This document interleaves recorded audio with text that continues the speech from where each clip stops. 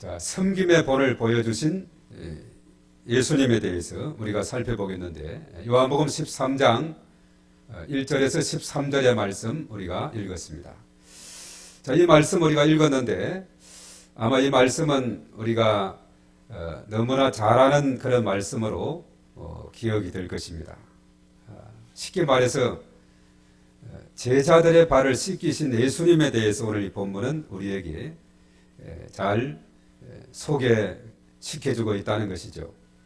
우리가 몇 년 전에 바로 이 자리죠. 우리 교회학교에서 그때 무슨 행사, 여름 행사였던가요? 세족식. 이게 바로 세족식인데 이거 왜 하느냐? 예수님께서 이 세족식을 제자들을 상대로 해서 했던 그것을 우리가 또 이 시대에 다시 또한 우리가 예수님의 마음을 가지고 또 세족식을 하면서 또 예수님의 그 마음을 우리가 깨닫고 바로 섬김이라는 것이 주제거든요. 이번 11월 달이 예수님의 섬김의 정신을 배우고자 몸소 우리가 실제로 실천하게 되는 것입니다. 그래서 이 세족식을 통해서 바로 예수님의 제자들을 향한 그 마음을 우리가 배우고 바로 섬김의 삶을 실천하도록 하기 위한 것이 바로 이제 세족식의 주로 이제 수련회라든가 여름 성경학교 때 많이 행해지는 그런 일이라는 거죠. 그래서 이번 우리가 교회학교에서도 이 공과별 이 본문이 똑같은데 유년부에서는 뭐라고 제목을 정했느냐? 예수님이 먼저. 예수님이 먼저라고 이렇게 제목을 잡았어요. 쉽게 말해서 예수님이 먼저 섬겼다 이거죠. 그리고 이제 초등부에서는 예수님의 제자들을 향한 섬김, 사오르 광년을 대상으로는 예수님의 제자들을 향한 섬김이다라고 표현을 했어요. 그리고 고등부에서는 어떻게 했느냐? 예수님처럼, 자, 예수님이 섬긴 것처럼 우리도 세상을 섬기며 살아야 된다 이런 말이죠. 예수님처럼이고, 그리고 이제 중등부에서는 섬김은 사랑입니다. 섬김은 사랑입니다라고 그렇게 제목을 정했어요. 다 제자들의 발을 씻기신 예수님에 대해서 이렇게 다양하게 표현해서 제목을 잡게 된 거죠. 오늘 저희들은 섬김의 본을 보이신 예수님이다라는 그러한 제목을 잡게 되었습니다. 이제 예수님께서 인류 구원을 위해서 이 땅에 오셔서 이제 공생의 거의 마지막 단계, 쉽게 말해서 목요일 밤이었어요. 이 목요일 밤, 이 밤이 지나면은 예수님은 이제 대속의 십자가를 짊어지는, 저와 인류의 모든 죄를 짊어지는 십자가 사건이 있는 하루 전날 밤이었다 이렇게 생각해 보게 됩니다. 이제 그림을 한번 보겠습니다. 자, 오늘 이 본문의 말씀을 그림 한 장으로 표현한다면 바로 앞에 나오는 이 그림이에요. 우리가 듣기만 하는 것보다도 자, 그림을 한번 보세요. 우리 아이들도 우리 청소년들도 한번 보세요. 자, 오늘 이 본문의 말씀을 화가가 그림을 그린다면 바로 한 장의 그림 이렇게 그릴 수가 있는, 자, 이 그림 속에서 바로 예수님이 우리에게 깨우쳐 주시고자 하는 그 깊은 뜻이 있다는 것이죠. 예수님께서 제 제자들의 이제 발을 씻으시는 그 장면이 잘 나오고 있죠. 이것이 이제 목요일 밤인데 이 밤이 지나면 어떤 일이 있게 되느냐? 그 다음 장면을 볼까요? 바로 십자가. 십자가를 지시게 돼요. 자, 저 십자가, 갈보리 십자가는 몇 개의 십자가가 있죠? 예, 3개죠, 3개.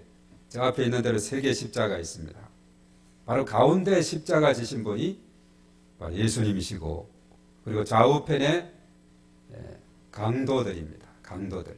그야말로 이 좌우편에 십자가 못 박힌 사람들은 흉악한 죄를 지었기 때문에 자기들의 죄를 죄값을 받는 것이지만은 사실은 한편 강도가 그랬죠. 오른편 강도라고도 하는데 예수님은 죄가 없으신 분인데 왜 십자가를 지시하면 했느냐? 이분은 죄가 없는 분이다.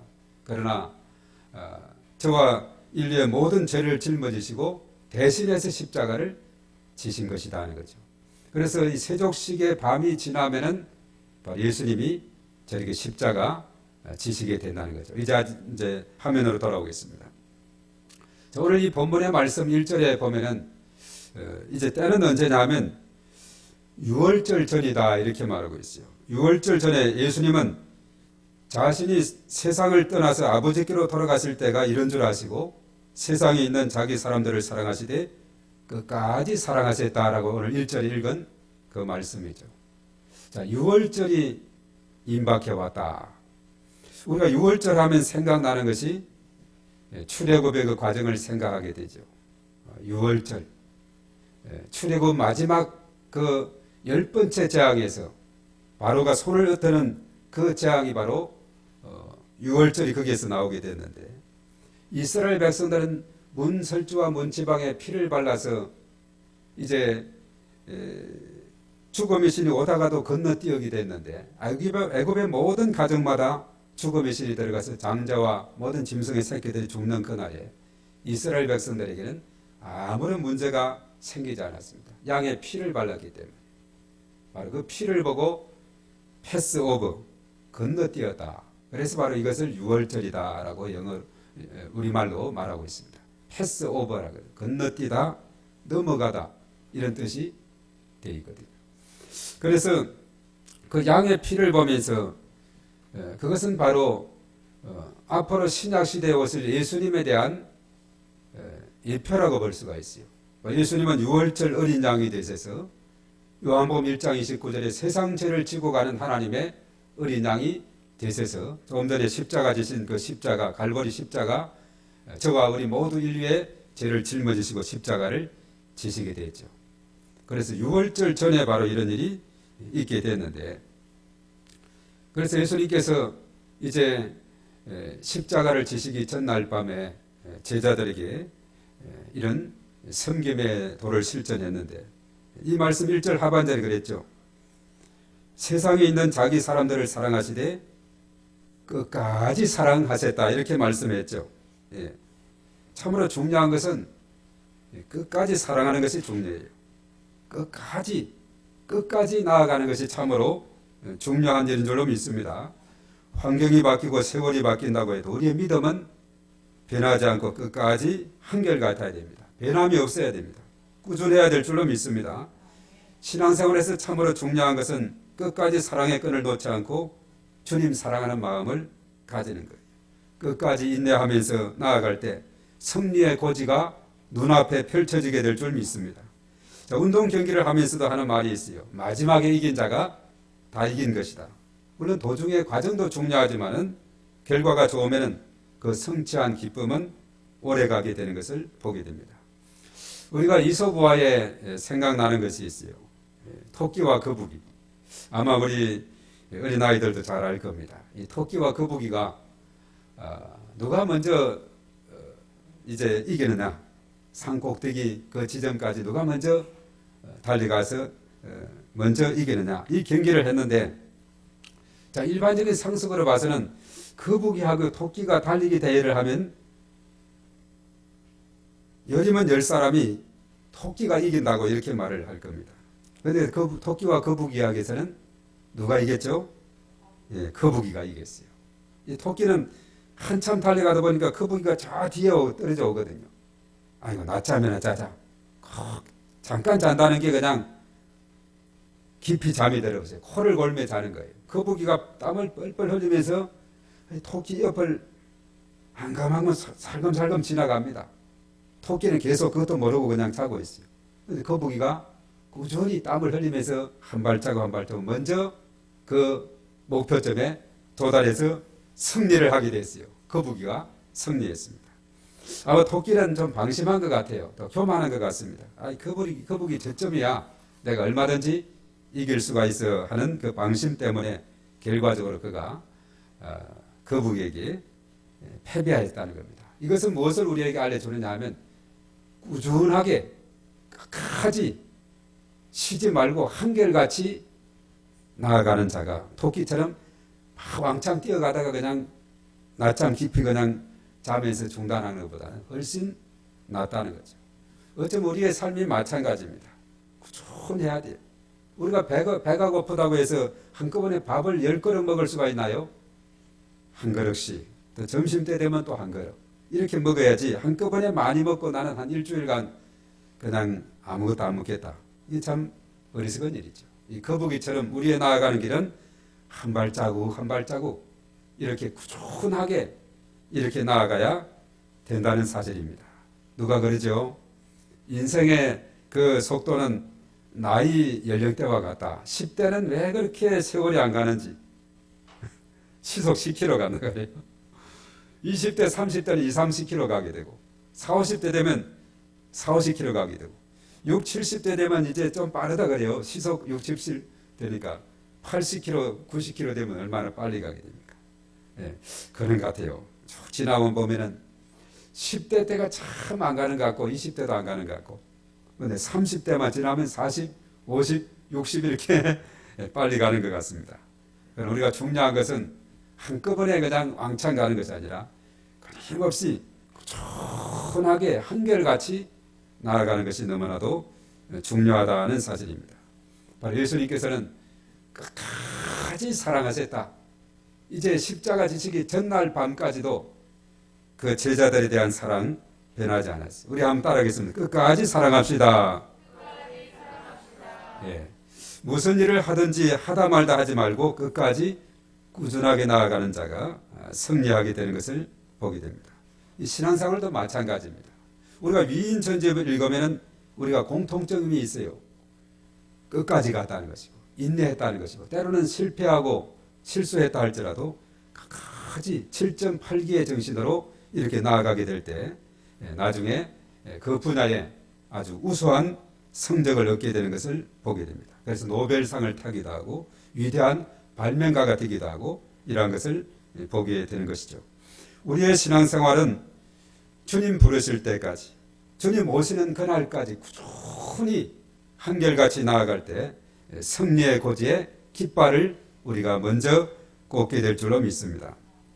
그 과정에서 보면 예수님 십자가 사건 전에는 아픈 역사가 담겨 있는데 오늘 바로 그것은 다름 아니라 가룟 유다가 예수님을 은 30에 팔아넘긴 그런 아픈 역사입니다. 제자들 중에서도 신뢰심이 있었던 유다가 왜 이렇게 되었을까? 바로 그것은 다름 아니라 오늘 2절에서 언급이 되었는데 그에게 뭐가 들어갔느냐? 마귀가 그에게 들어가서 이제는 마귀가 자신을 통제하면서 스스로 통제할 수 있는 능력이 사라지게 되었다는 사실입니다. 그래서 그렇게 신실했던 유다의 마음속에 마귀가 들어가게 되니 이제 그는 자신이 자신을 통제하는 것이 아니라 마귀가 자기를 지배하는 거예요. 제가 이 마귀 들린 사람, 귀신 들린 사람을 몇 사람 보게 되고 또 쫓아내는 일에 참여하게 됐는데 어떤 40대 남자 집사님이 참 신실했어요. 귀신이 들렸다고 연락이 왔어요. 그래서 몇몇 분들하고 같이 그 집을 갔죠. 평소는 곱실곱실 얼마나 인사도 잘하고 목사님 이렇게 인사를 잘하는데 그날은 그 집에 이제 찾아가니까 딱 양만지를 탁 하고 앉아서는 김 목사 여기 앉아 목을 탁 이렇게 고대하면서 이리 앉으라는 거죠. 딱 보니까 이게 그는 원래 모습이 아니에요. 바로 마귀가 시키는 겁니다.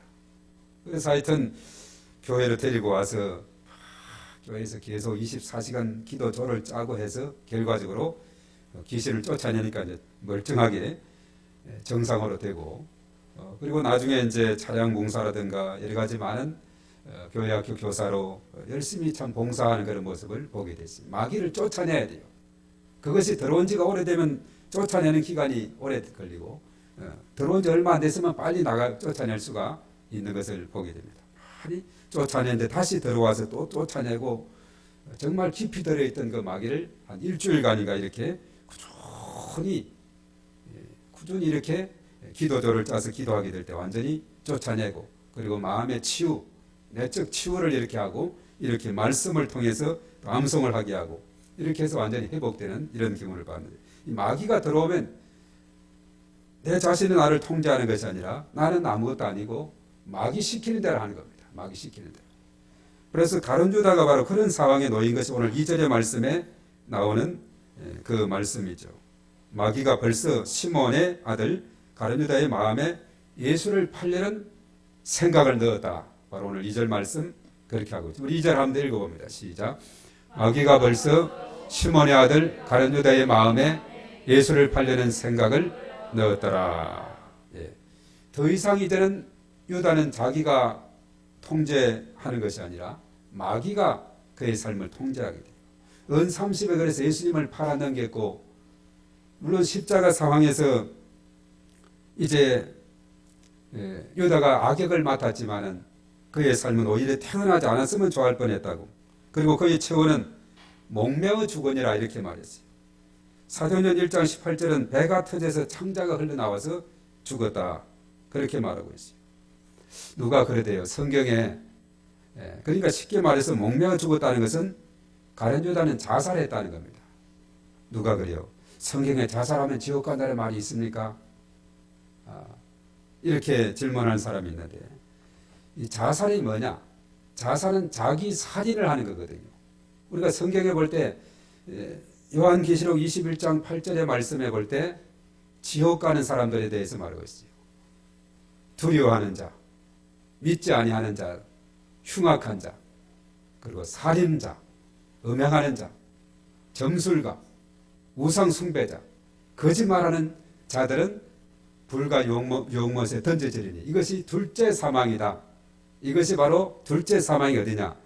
지옥이라는 거죠. 둘째 사망이 지옥이. 그게 네 번째 살인자. 자살은 바로 자기를 살인하는 일이거든요. 그래서 우리 참나라가 OECD 중에서 이 자살률이 1위, 2위를 왔다 갔다 하고 있죠.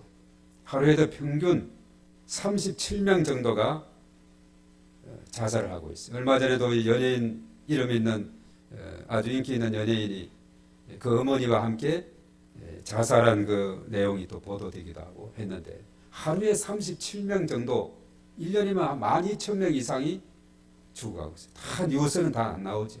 유명한 사람들만 나오거든요.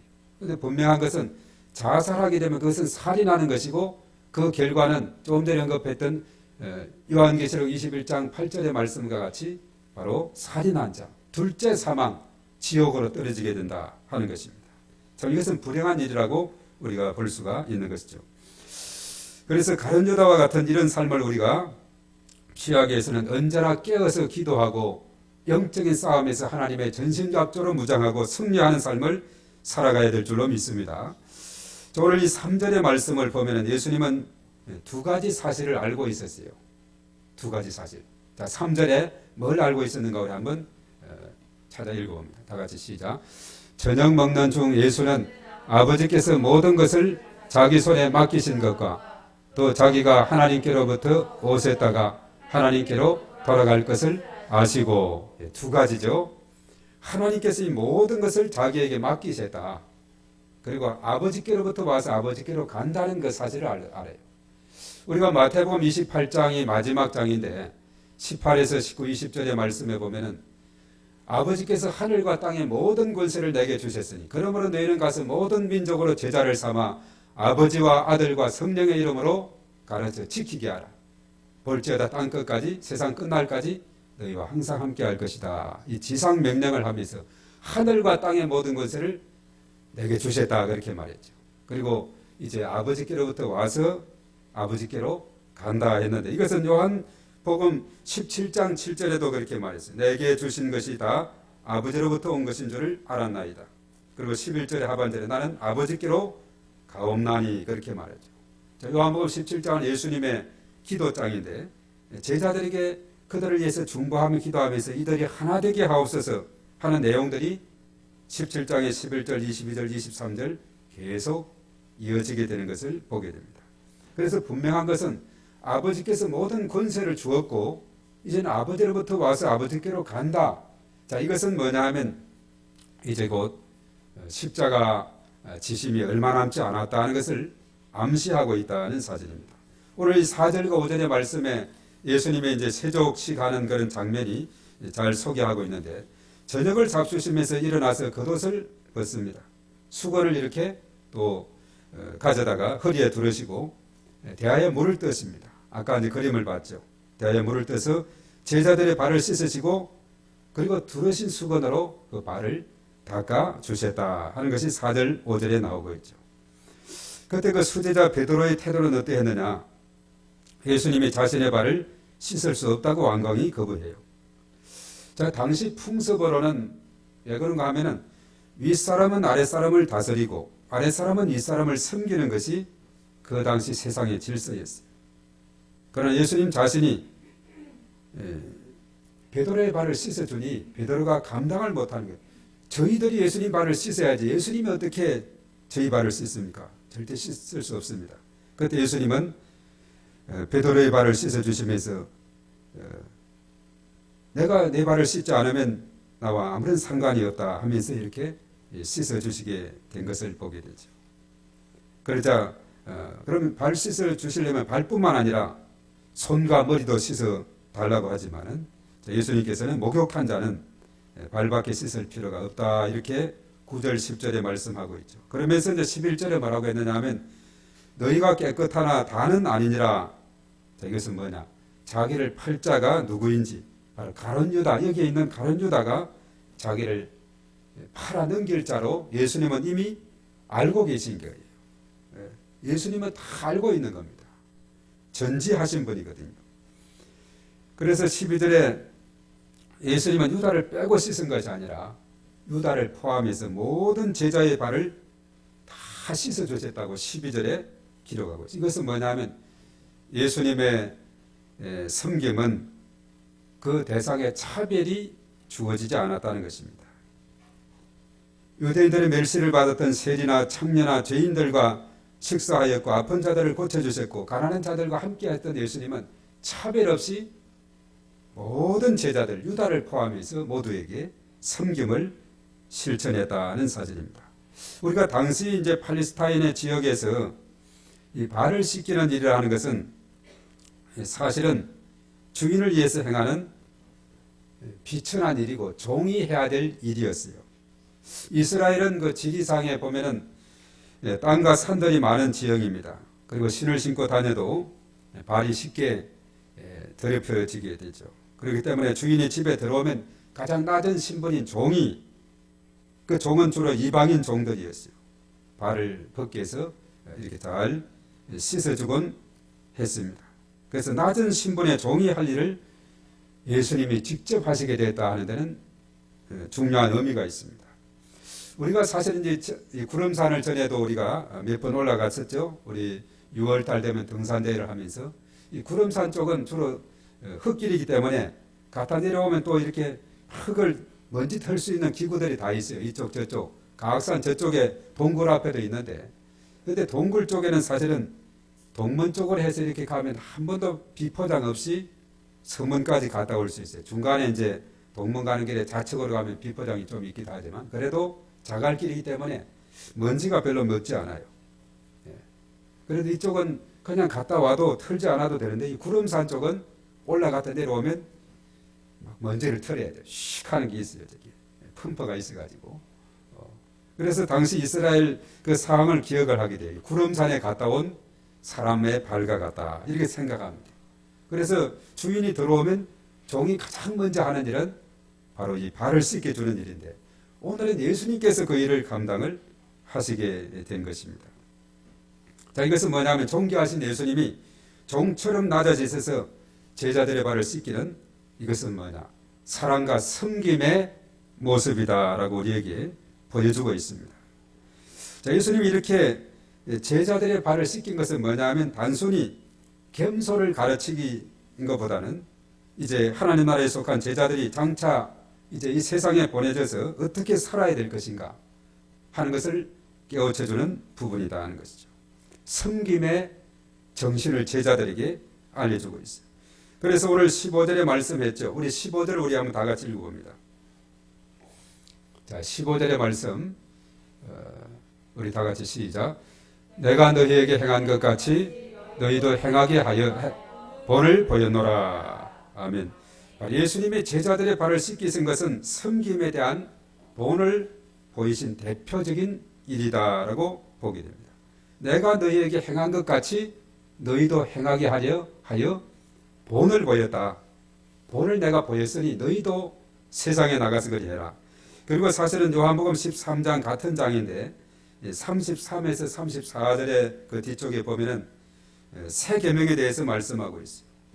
내가 너희를 사랑한 것 같이 너희도 서로 사랑하라. 그렇게 말씀했어요.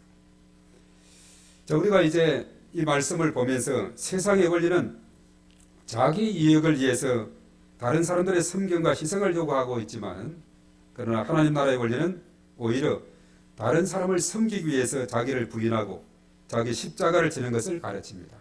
그래서 예수님을 따른다는 것은 세상으로부터 이제 하나님 나라를 위한 완전한 방향 전환을 의미하고 있습니다. 쉽게 말해서 예수님이 보여주신 그 섬김의 본을 배워서 이제는 제자들도 세상에 나가서 서로의 발을 씻기는 삶을 살아갈 것을 원하고 있다 하는 것이죠.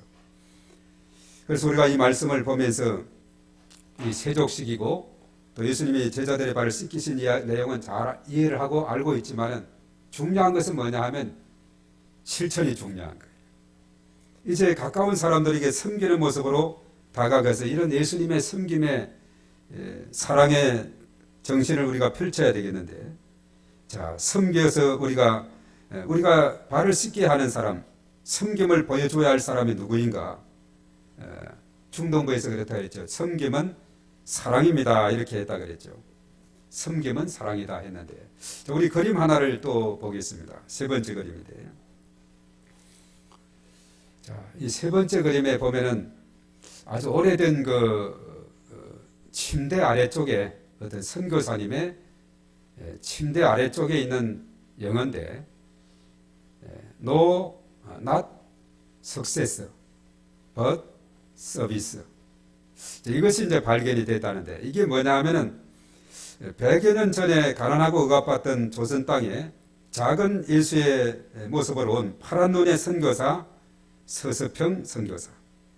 자, 그녀는 14명의 고아들을 키우고 38명의 가부들과 한 집에 머물며 수많은 거린들과 나환자들, 무지하고 힘없는 여성들의 생계와 교육을 위해서 자신의 모든 것을 쏟아낸 헌신자로서 살았는데, 그분의 침대, 호남의 어머니라 불리는 서서평 선교사님의 침대 밑에 있는 글귀가 바로 Not success but service. 이게 뭐냐?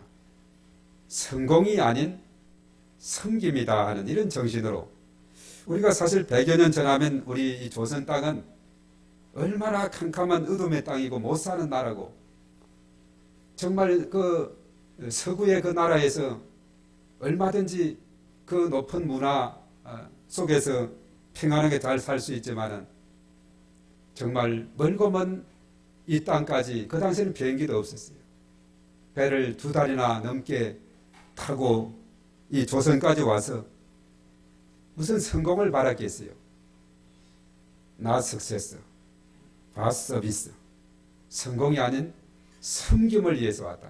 바로 이분이야말로 예수님의 제자들에게 발을 씻기신 예수님의 그 정신을 그대로 실천하되 온몸을 다해서 인생을 바쳐서, 젊음의 청춘을 바쳐서 이 땅에 와서, 우리가 구약시대도 그랬죠. 고아라든가 과부라든가 나그네, 오늘 요즘 신명기 말씀 우리가 공부하면서 이들에 대해서 우리가 잘 보살피고 배려하고 도와줄 것, 그 하나님 사랑, 이웃 사랑에 대해서 이렇게 가르쳐 주지 않습니까? 정말 이런 분들이 있었기에 이 땅에 135년 전에 복음이 들어오게 되고, 저와 여러분들이 그 복음을 듣고 예수님을 영접해서 하나님의 자녀가 된 줄로 믿습니다. 얼마나 참 감사한 일인지 몰라요. 성공이 아니라 섬김을 위해서 조선 땅까지 오게 되다, 그렇게 말했어요. 그래서 서서평 선교사님의 섬김의 삶, 그 동기는 어디 있느냐?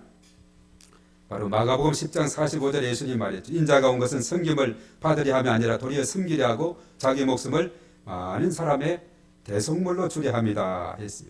예수님의 섬김을 본받아서 사랑을 실천하기 위해서 이 땅까지 오게 된 거예요. 그 당시 선교사님들을 보면은 20대였어요. 20대, 이제 갓 대학을 졸업한 20대 중반, 정말 때로는 의학을 공부하고 그 학교에서 우수한 성적으로 앞으로는 교수를 할 수 있는 그런 자원임에도 불구하고 거기에서 더 이상 더 공부해서 다 내려놓고 성공이 아니라 성김을 위해서 이 땅에 온 분들이 얼마나 많은지 몰라요.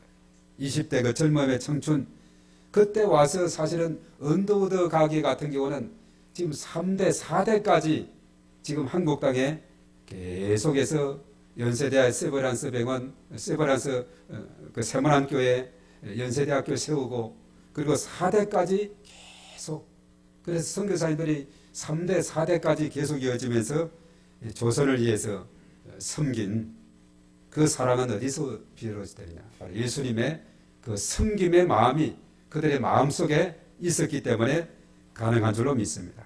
자기들의 성공과 자기들의 출세만을 위했다면 어떻게 여기 오게 되겠어요?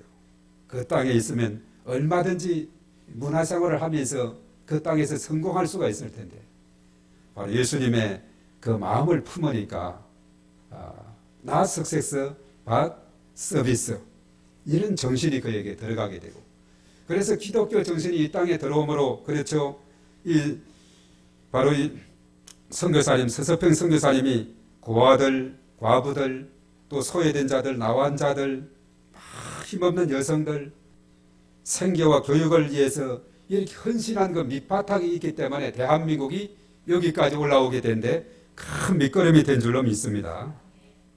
그리고 예수님의 제자들의 발을 씻기신 이유는 무엇이냐? 제자들도 자신과 같이 생명을 살리는 섬김의 삶을 살게 하기 위해서. 많은 선교사님들이 그것을 그대로 깨달았습니다. 십자가에서 예수님은 누구까지 사랑하셨나요?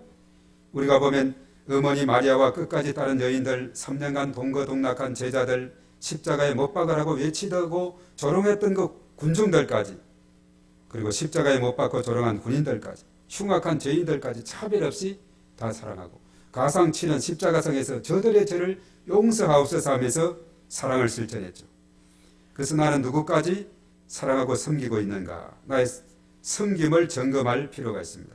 가족이나 친한 친구나 이웃뿐만 아니라 잘 모르는 사람, 그리고 내 마음에 안 드는 사람까지, 내게 상처 준 사람까지, 도움이 필요한 사람, 몸과 마음이 약한 사람, 나랑 의견이 다른 사람, 원수까지도 사랑하라 하신 그 주님의 가르침을 우리가 기억해야 되겠습니다. 우리가 이 청소년기의 특징이 있어요. 청소년기는 끼리끼리 모이는 경향이 있습니다. 그리고 자신과 잘 맞지 않으면 함께 하는 것도, 함께 활동하는 것도 좀 어려워하는 그런 경향이 있죠. 소속감을 중요하게 여기는 만큼 배타성도 아주 큰 것이 청소년들. 그래서 집단적인 따돌림, 왕따가 오래전부터 있어 온 것을 보게 됩니다. 오늘 이 본문을 통해서 청소년들, 크리스찬 우리 청소년들은 개인적이고 이기적인 마음을 비우고 예수님의 낮은 그 신분으로 차별 없이 이웃을 섬겼던 것처럼 친구를 섬기고 또 사랑을 실천하는 것을 우리가 배우고 또 실제로 적용을 해야 될 줄로 믿습니다. 그래서 한 친구 한 친구들을 주께로 인도하는 일에 힘쓰게 될 때 하나님께서 기뻐하실 줄로 믿습니다. 우리 어른들도 마찬가지입니다. 예수님처럼 차별 없이 이웃을 섬기고 복음을 전해서 하나님 나라가 계속해서 확장해 나가도록 우리가 힘쓰게 될 때에 오늘 바로 예수님의 이 섬김의 가르침이 우리의 삶 가운데서 꽃이 피고 열매가 맺혀지게 될 줄로 믿습니다. 이제 우리 다 같이 기도하겠습니다. 기도할 때 합심 기도 제목 그 4가지 한번 띄워주기 바랍니다. 우리 다 같이 읽고 함께 기도하겠습니다.